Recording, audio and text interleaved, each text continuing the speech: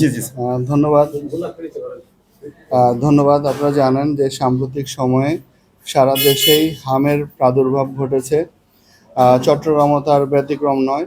চট্টগ্রামে আমরা আমাদের যদি গতকালকের স্ট্যাটিস্টিক্সটা দেখি, তাহলে আমরা দেখব যে প্রায় ১৪৪০ জন হামে আক্রান্ত হয়ে তারা আমাদের চট্টগ্রাম মেডিকেল হসপিটাল থেকে শুরু করে বিভিন্ন হসপিটালে তারা ভর্তি হয়েছে।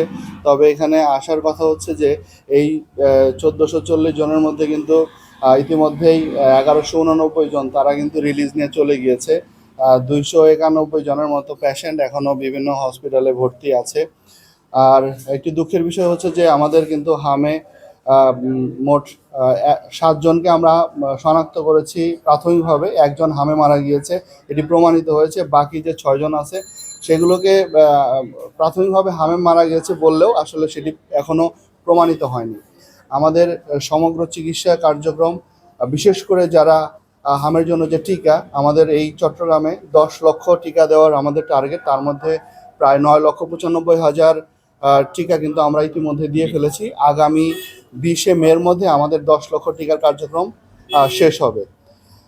তারই ধারাবাহিকতায় গতকালকে প্রথম আলো পত্রিকা একটা রিপোর্ট করে যে এশিয়ান স্পেশালাইজড যে হসপিটাল আছে সেই হসপিটালে একজন জেলেপল্লীর একজন বাবা তার মেয়েকে ভর্তি করায়। তার নাম জয়া দাস। কিন্তু সে আলহামদুলিল্লাহ সে সুস্থ হয়েছে। সুস্থ হয়ে যখন চলে যাবে সেই সময় আপনারা জানেন যে আমাদের জেলেপল্লীতে যারা থাকে, যারা বসবাস করে, তারা আসলে আর্থিকভাবে আমাদের জীবনের অনেকের মান উন্নয়ন হয়েছে, কিন্তু আমাদের জেলে পরিবারের মান সেইভাবে উন্নত এখনো হয়নি। তো সে তাদের হসপিটালের আসলে সে আইসিইউতে ছিল বা ক্যাবিনে, যে সমস্ত জায়গায় তাকে দীর্ঘদিন ট্রিটমেন্ট হসপিটাল দিয়েছে, তার যে আসলে বিল হয়েছে সেই বিল আসলে তার পরিশোধ করার মতো ক্ষমতা তার কাছে সেই মুহূর্তে ছিল না।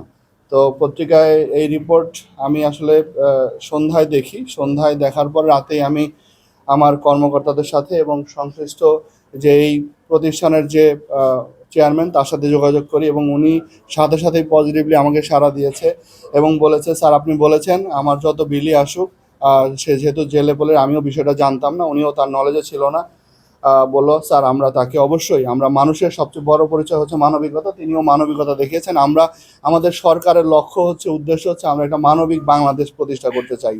আমরা সকলের পাশে, যারা অসহায়, যারা দরিদ্র, তাদের পাশে আমরা দাঁড়াতে চাই। উনি দাঁড়িয়েছেন, এই জন্য তাকে আমরা কৃতজ্ঞতা জানাচ্ছি। এবং উনি বলেছেন যে স্যার আপনি কালকে সকালে যদি আসেন তাহলে আপনার সাথে আপনার বাচ্চাটাকে দেখে যাবেন। আমারও যেহেতু পরিবারটার সাথে আমার দেখা করার ইচ্ছা ছিল, এই জন্য আমি হসপিটালে এসেছি, তাকে দেখে গেলাম। এবং সে সুস্থ হয়ে তার চার ছেলের পরে একটি মেয়ে, মার মুখে হাসি, খুব ভালো লাগলো। মার হাসি নিয়েই মা এখন তার পরিবার, তার বাবা মা এবং বাচ্চাটাও ৫ মাসের বাচ্চা, সেই বাচ্চাটি হাসি মুখে তারা বাড়ি ফিরে যাবে। আর পাশাপাশি আমি প্রিন্ট মিডিয়াকে খুব, এবং আপনাদের যারা এসেছেন তাদেরকে ধন্যবাদ জানাচ্ছি, বিশেষ করে প্রথম আলো, তারা যে এই রিপোর্টটি করেছে এবং তারা যে সচেতন এবং সমাজকে সচেতন করতে চায়। এবং সেই রিপোর্টটি যখনই আমার নলেজে এসেছে তখনই আমরা কিন্তু এই রিপোর্টটা না পেলে হয়তো আমাদের অনেক কিছু অজ্ঞাত স্বরে থেকে যেত। তাহলে হয়তো এই জলদাস, এই যে জয়া দাস, যে সে কিন্তু আমি জানি না হয়তো আজকে সে রিলিজ পেত কিনা। তো যাই হোক, সবচেয়ে বড় কথা সে প্রপারলি তাকে ট্রিটমেন্ট দেওয়া হয়েছে এবং সে সুস্থ হয়ে বাড়িতে ফিরে যাচ্ছে, এটি সবচেয়ে বড় কথা। মা তার সুস্থ বাচ্চা ফেরত পেল, মা এবং সন্তান দুজনেই হাসি মুখে বাড়িতে যাচ্ছে। ঠিক আছে।